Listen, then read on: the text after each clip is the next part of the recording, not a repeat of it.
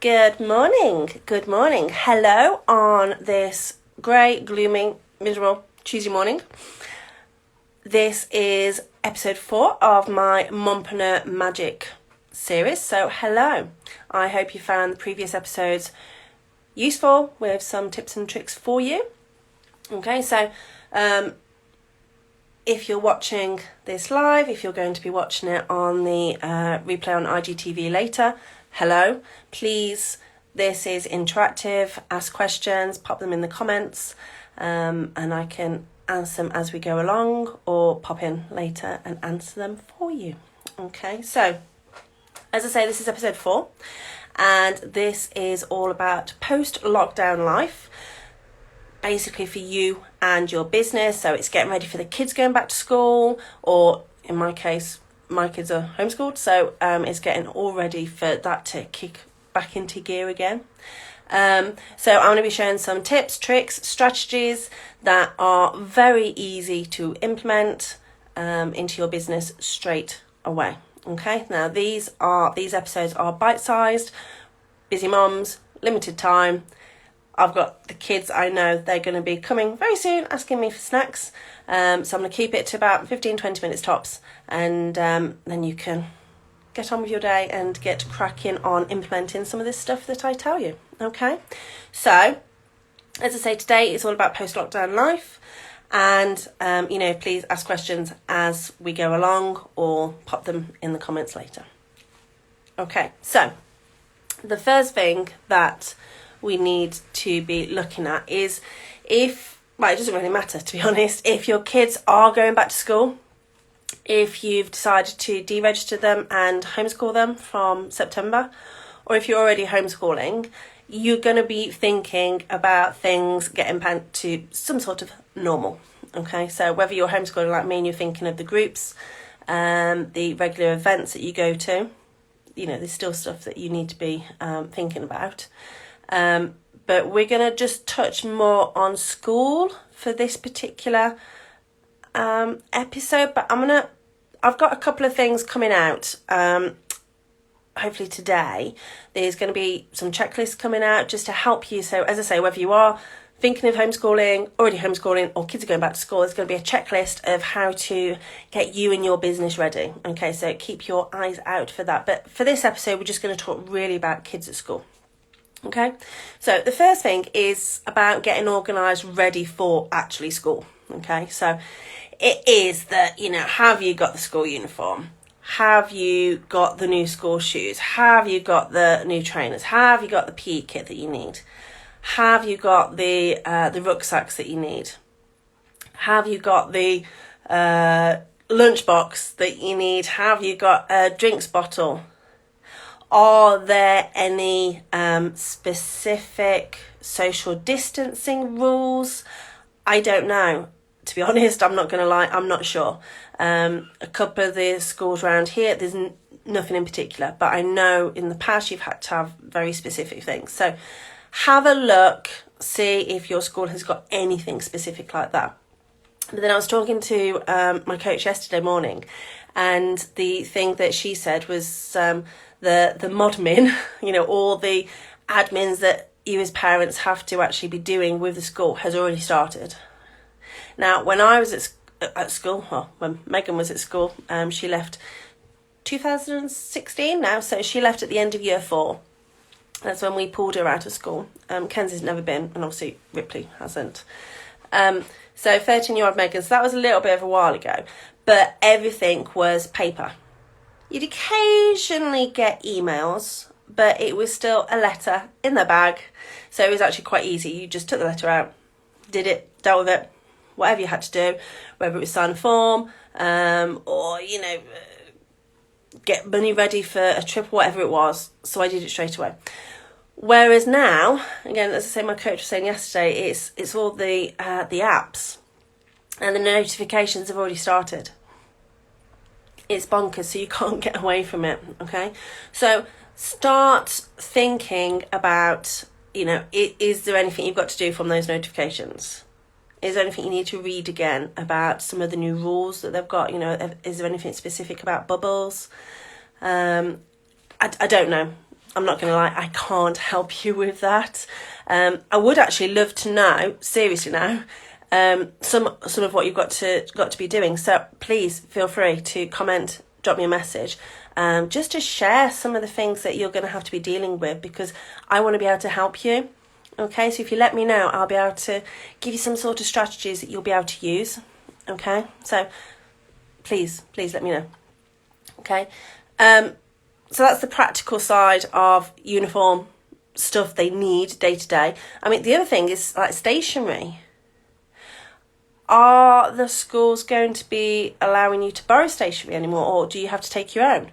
So is there, obviously the higher you go up in the school years, you might need a specific set of stationery. Do you need a scientific calculator? Do you need a protractor? I can't think of what it was called then. Do you need anything like that, a proper set, or is it just pens and pencils?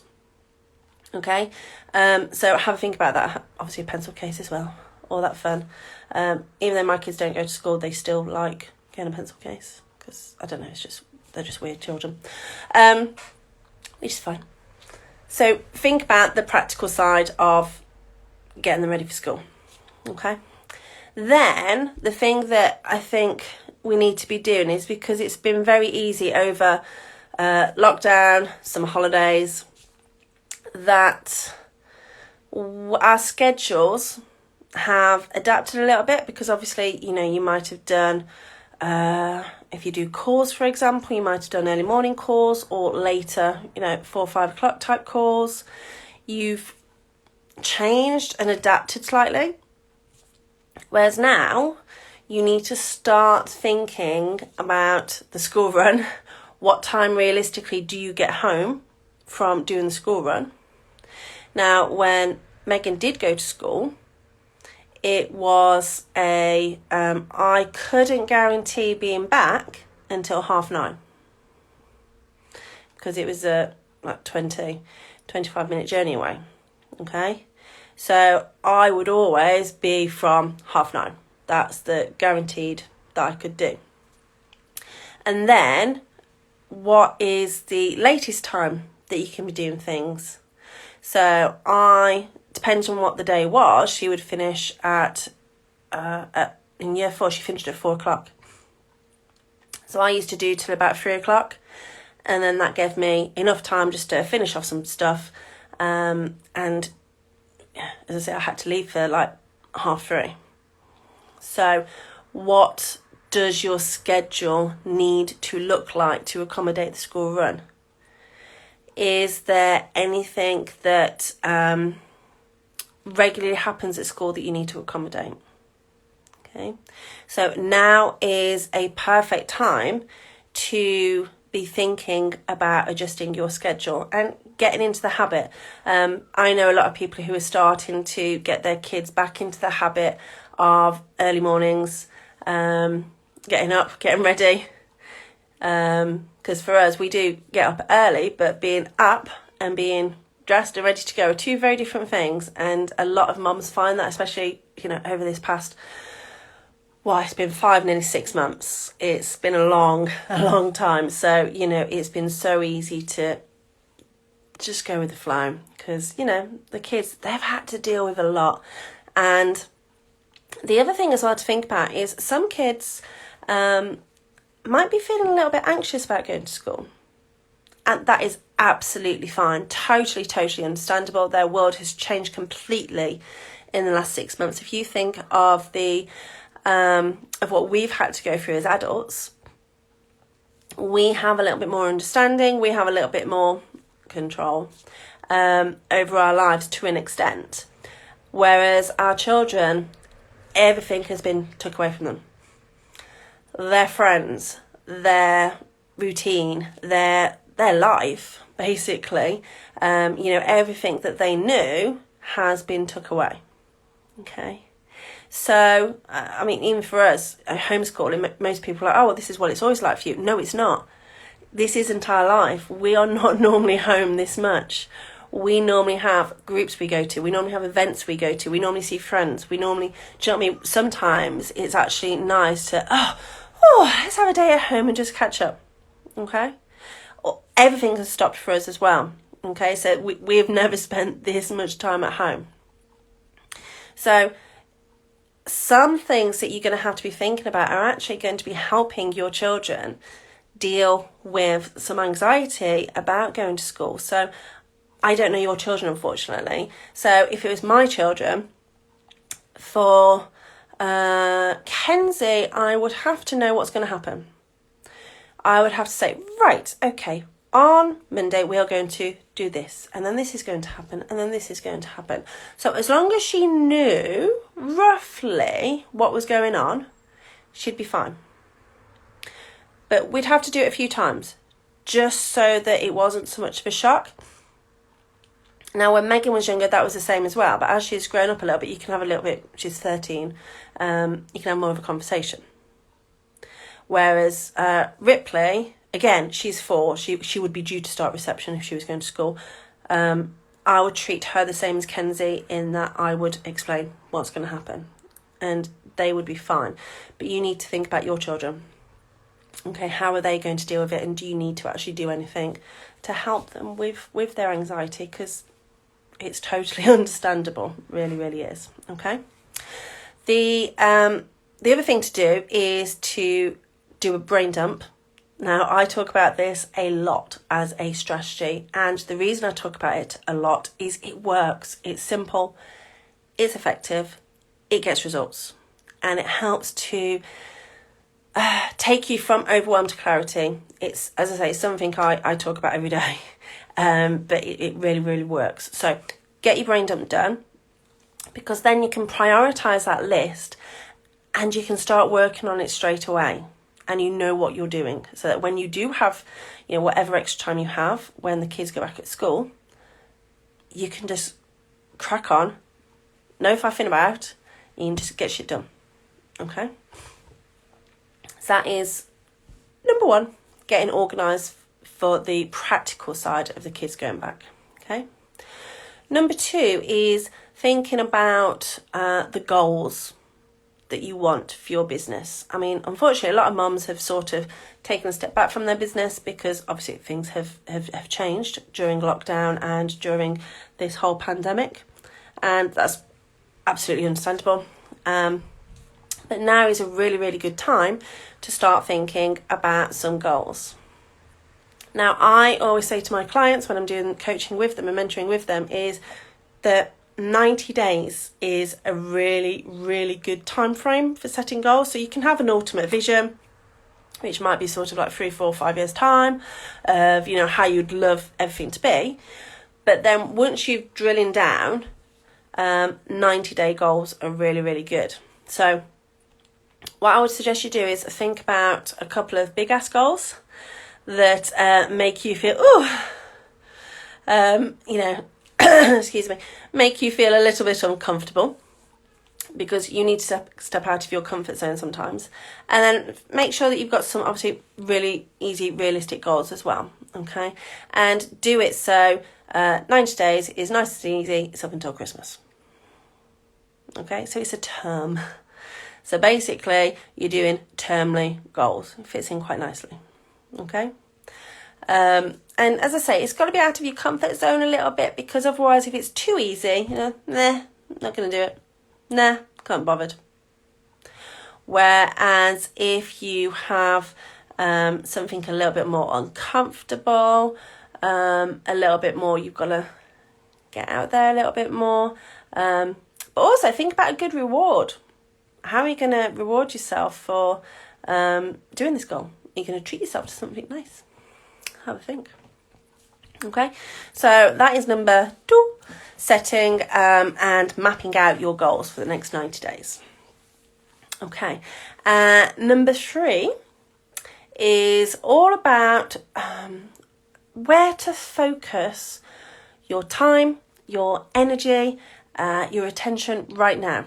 Okay, so again, it's helping the kids settle into school, helping them deal with the anxiety. That has got to be the top of your focus and your attention right now. It's got to be.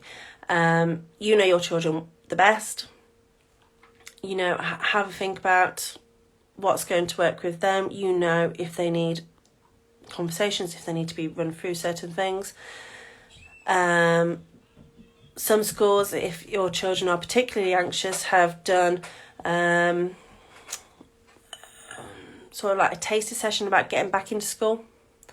I don't know if some have done a sort of a virtual meet the teacher that they're going to be doing. I don't know.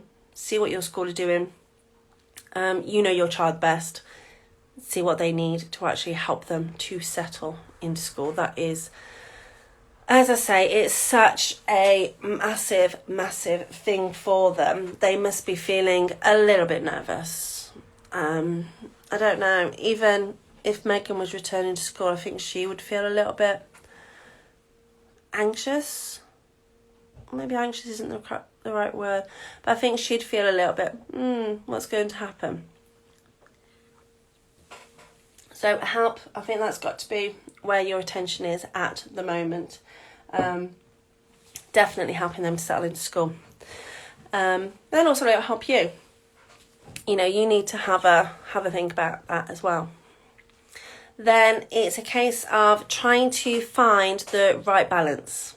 Okay, so this is the ultimate thing, isn't it? Is that right balance between work and life.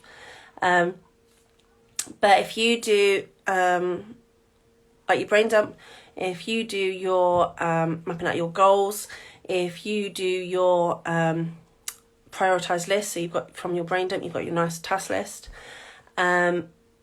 you will find it easier to get that balance right.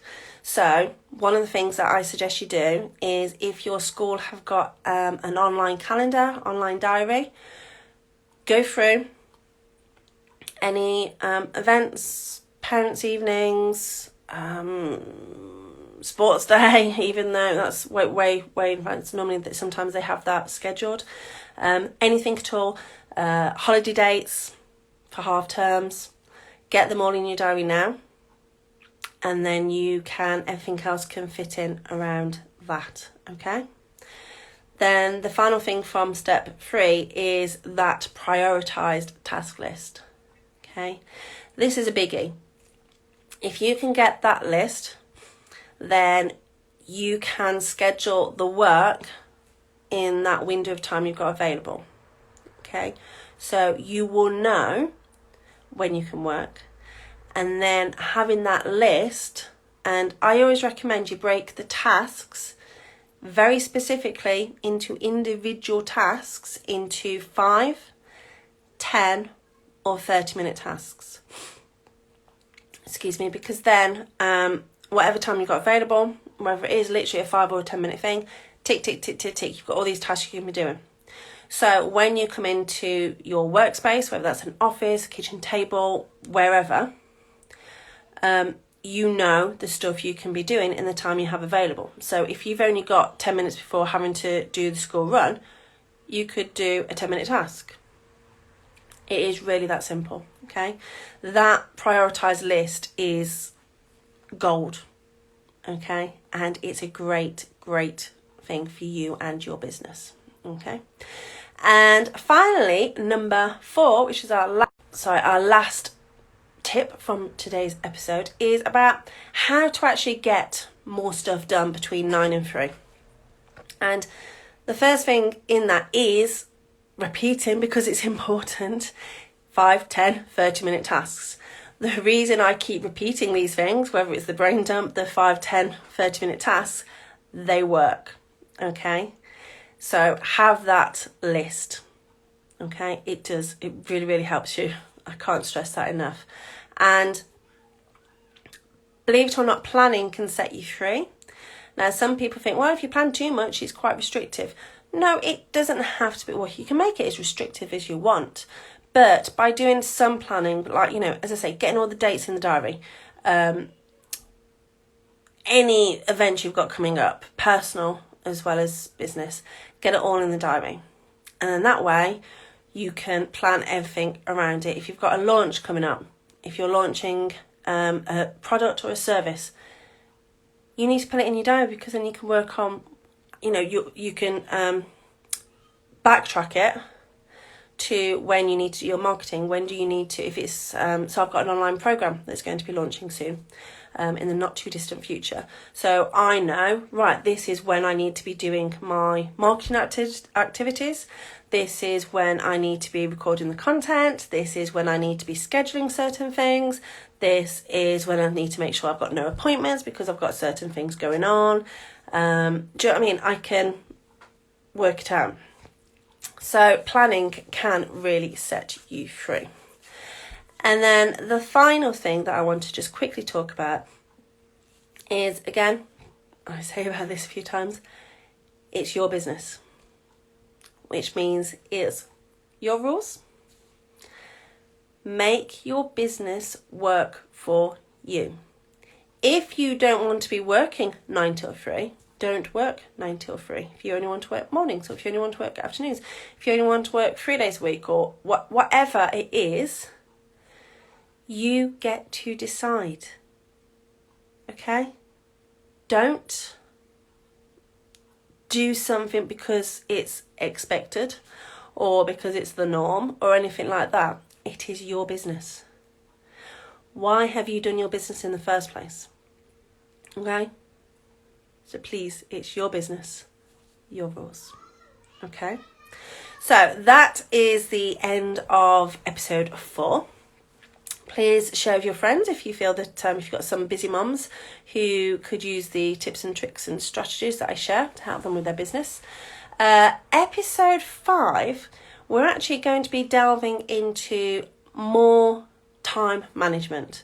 So how can you become a bit of a productivity queen, get more done in limited time? We're going to go through very specific things that you can be doing that's just about getting shit done. Okay, so it's only time management.